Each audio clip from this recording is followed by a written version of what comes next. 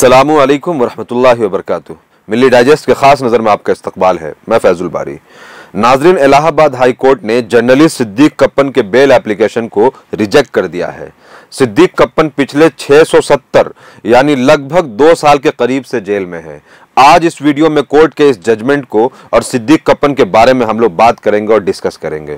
नाजरीन, सिद्दीक कप्पन 43 साल के एक Malayalam language Delhi based journalist हैं जो एक ऑनलाइन पोर्टल अजीमुखम से जुड़े हुए थे। वो साथ ही Kerala Union of Working Journalist के भी ऑफिस बेयरर थे। मामला क्या है वो समझिए। असल में 14 सितंबर 2020 को यूपी के हाथरस में एक दलित लड़की का अपर कास्ट लड़कों ने गैंग रेप किया, जिसे शुरू में दबाने की कोशिश की गई, मगर बात जैसे तैसे मीडिया में आ गई और देखते ही देखते यह मामला काफी ज्यादा वायरल हो गया।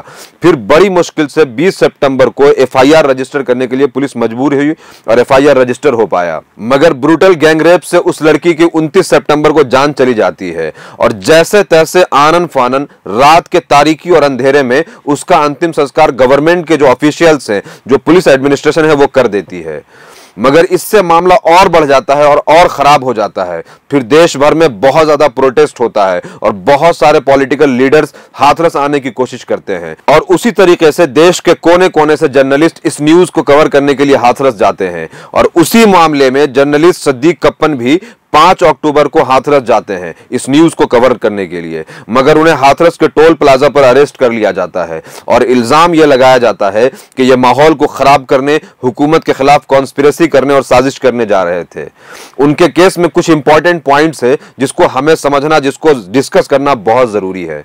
इस केस को यूपी के स्पेशल टास्क फोर्स इन्वेस्टिगेट कर रही है, जहां लगभग 4 मंथ के बाद एसटीएफ ने 5000 पेज का चार्जशीट फाइल किया है। इस चार्जशीट में 36 ऐसे सिद्दीक कप्पन के मलयालम आर्टिकल्स को हाईलाइट किया गया है जो कि एएमयू में सीए एनआरसी प्रोटेस्ट के बारे में है, जो कि कोविड के टाइम पर तबलीगी जमात पर जो क्रैकडाउन हुआ था उसके बारे में है, जो कि नॉर्थ ईस्ट दिल्ली राइट जो हुआ है उसके बारे में है, जो कि अयोध्या बाबरी मस्जिद और राम टेम्पल के बारे में है, और जो शर्जील इमाम के मामले में जो केस फाइल हुआ उसके बारे में ये आर्टिकल्स हैं। एसटीएफ ये कहती है कि इन आर्टिकल के जरिए सिद्दीक कप्पन ये दिखाना चाहते थे कि पुलिस मुस्लिम नौजवानों को मारती पीटती है, उनके ऊपर जुल्म करती है, उनके ऊपर बर्बरियत करती है और पुलिस नौजवानों को, मुस्लिम नौजवानों को पाकिस्तान जाने की गालियां देते हैं और बोलते हैं। इन आर्टिकल के जरिए सिद्दीक कप्पन ऐसे पोर्ट्रे करना चाहते थे मुसलमानों को कि वो एक विक्टिम है और इसके जरिए मुसलमानों को इंसाइट कर रहे थे और वो मुसलमानों को भड़काने की कोशिश कर रहे थे। आगे लिखा है कि इन आर्टिकल्स को कम्युनल क्लासिफाइड किया जा सकता है और एक रिस्पॉन्सिबल जर्नलिस्ट ऐसा नहीं कर सकता है। अब आप रुक करके सोचिए और मुझे बताइए कि अगर किसी को भड़काने का यही पैमाना हो तो हमारी जो मेन स्ट्रीम मीडिया है उसके जो तमाम जर्नलिस्ट हैं और तमाम जो बड़े बड़े जर्नलिस्ट और जो बड़े बड़े रिपोर्टर्स हैं वो सब यही काम कर रहे हैं। फिर चाहे प्रवीण नेतारू का मामला हो, कन्हैया लाल का मामला हो या पालघर लिंचिंग इंसिडेंट हो, ऐसे अनकवर्ड जो है रिपोर्टिंग की गई है कि तमाम जो मीडिया चैनल्स हैं वो तकरीबन यही काम कर रहे थे। कहीं आप देखें कि विक्टिम के घर वाले से, उसके भाई से, उसके बेटे से, उसके पड़ोसी से इंटरव्यू लेते हैं। कहीं लाइव प्रोग्राम में यह बताया जाता है कि विक्टिम को कितना जख्म लगा है, उसकी कितनी हड्डियां टूटी हैं। कहीं यह बताया जाता है कि विक्टिम को कितने स्टिचेस आए हैं, स्टिचेस बोले तो टाका, और कहीं यह बताने की कोशिश की जाती है कि कितने जो है चाकू के निशान है उसके चेहरे पर और उसके गर्दन पे। मुझे यह बताइए कि इस तरीके से इतना स्पेसिफाई करके, इतना अनकवर्ड रिपोर्टिंग, ये इंसाइटिंग नहीं है, ये अगर लोगों को भड़काना नहीं है, उनके जज्बात के साथ खेल करके, उनके एहसासात को मजरू करके अगर भड़काना नहीं है तो और क्या है। और अगर यही पैमाना हो तो ये जितने मेन स्ट्रीम मीडिया के जो बड़े बड़े जर्नलिस्ट हैं वो सब अरेस्ट होंगे। क्यों? क्योंकि और आप ये देखें, इनके इस काम की वजह से सोसाइटी तो पोलराइज हो ही रही है, सोसाइटी तो पॉल्यूट हो ही रही है और सोसाइटी का अमन को नुकसान हो ही रहा है, लेकिन उन लोगों को टच भी नहीं किया जा सकता है। यहां एक और इंपॉर्टेंट चीज मैं आप लोगों को बताना चाहूंगा। अगर आप एक मर्डर की रिपोर्ट कर रहे होंगे तो उसमें फन कहां से आ सकता है, उसमें कॉमेडी कहां से आ सकती है। आप किसी मर्डर के बारे में बात कर रहे हैं, किसी के ऊपर जुल्म के बारे में बात कर रहे हैं और मुसलमानों के ऊपर जुल्म और एट्रोसिटीज के ऊपर बात कर रहे हैं, तो आप हंस करके कैसे बोल सकते हैं? आपको बोलते हुए चेहरे पे सीरियसनेस आ ही जाएगी। क्यों? क्योंकि आपके मौत के ताल्लुक से बात कर रहे हैं। और अगर इस ताल्लुक से गुफ्तगू करना, उसको रिपोर्ट करना, उसको कवर करना, उसको डॉक्यूमेंट करना अगर इंसाइटिंग है, अगर मुसलमानों को भड़काने की बात है, तो मैं समझता हूं कि जो ऐसा सोचते हैं उनको किसी साइकियाट्रिस्ट की जरूरत है और किसी दिमाग के डॉक्टर की जरूरत है। बहरहाल सिद्दीक कप्पन की वाइफ ये कहती है कि उन्होंने ऐसे ढेरों आर्टिकल्स लिखे हैं जो दलित के एट्रोसिटीज के बारे में है, जो एससी एसटी और जो ट्राइबल्स हैं उनके और जो दूसरी कम्युनिटी के लोग हैं उनके ऊपर जो जुल्म हो रहा है, उनके ऊपर जो तशद्दुद हो रहा है, उनके ऊपर जो एट्रोसिटीज हो रही है उसके बारे में है। लेकिन उन सब आर्टिकल को साइडलाइन करके इन्हें जो है सिर्फ उन आर्टिकल को दिखाया गया जिसमें ये मुसलमानों के ताल्लुक से बात कर रहे हैं। और उन्होंने ऐसा इसलिए किया क्योंकि उन्हें एक फेक केस बनाना था सिद्दीक कप्पन के ऊपर। यहां तक कि उनके जो हिंदू पड़ोसी हैं और जो उनके हिंदू जानने वाले जर्नलिस्ट और एक्टिविस्ट हैं वो उनकी शराफत की और उनकी हम्बलनेस की और उनके जो हेल्पिंग नेचर है उसकी गवाही देते हैं। जो हमारा साथ दे रहे हैं वो भी बेशतर हिंदू हैं, हमारे हमसाए भी हिंदू हैं। അവരാണ് ഏറ്റവും അടുത്ത അയൽവാസികൾ എന്ന് പറയാൻ അവർ മാത്രമേ ഉള്ളൂ ഞങ്ങൾക്ക്। തീവ്രവാദിയായിട്ടൊന്നും ഞങ്ങൾക്കറിയില്ല, हम नहीं समझते कि उन्होंने कोई जुर्म किया है। हमारे उनके ख़ानदान और उनके साथ अच्छी दोस्ती है, चाहे ये विष्णु या ओनाम हो या शादी की कोई तकरीब हो। हम हमेशा एक दूसरे के घर आते जाते हैं।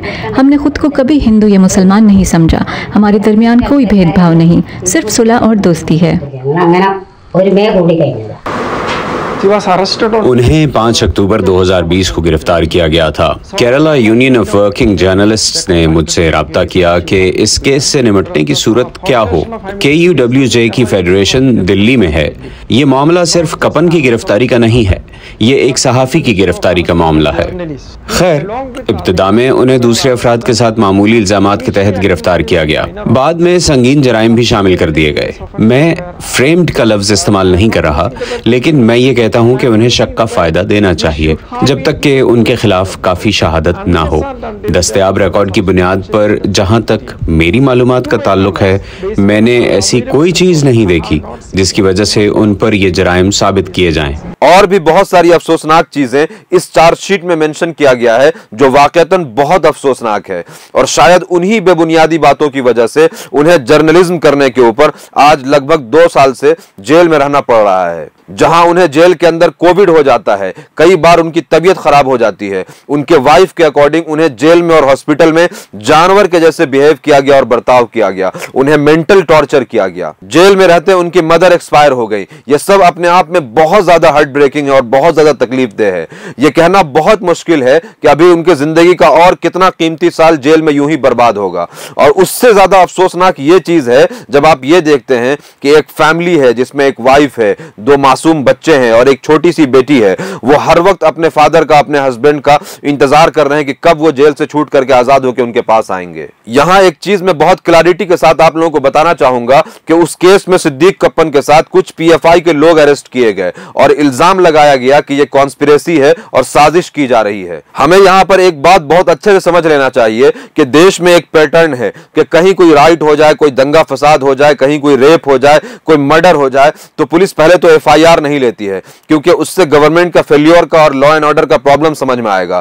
फिर अगर FIR लेती भी है तो उसको छुपाने के लिए और उसको कवर करने के लिए वो दिन रात एक करके मुस्लिम एंगल ढूंढने की कोशिश करती है। और आप देखें कि 14 सितंबर को रेप हुआ, 29 को उसका अंतिम संस्कार रात की तारीकी में कर दिया गया। यह सब अपने आप में लॉ एंड ऑर्डर का फेल्योर है, गवर्नमेंट का और पुलिस का फेल्योर है।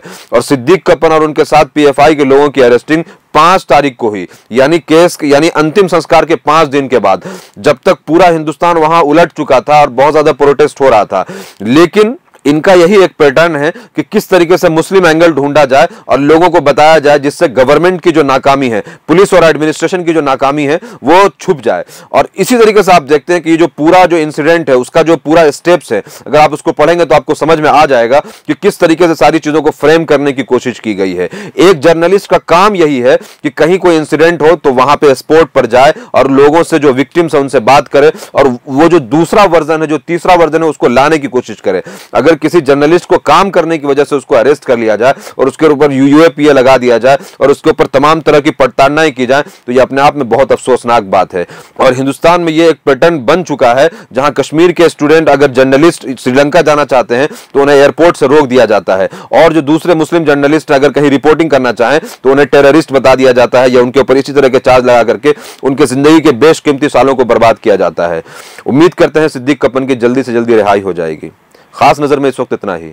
मिली डाइजेस्ट को सपोर्ट करने के लिए सब्सक्राइब करें। Thank you.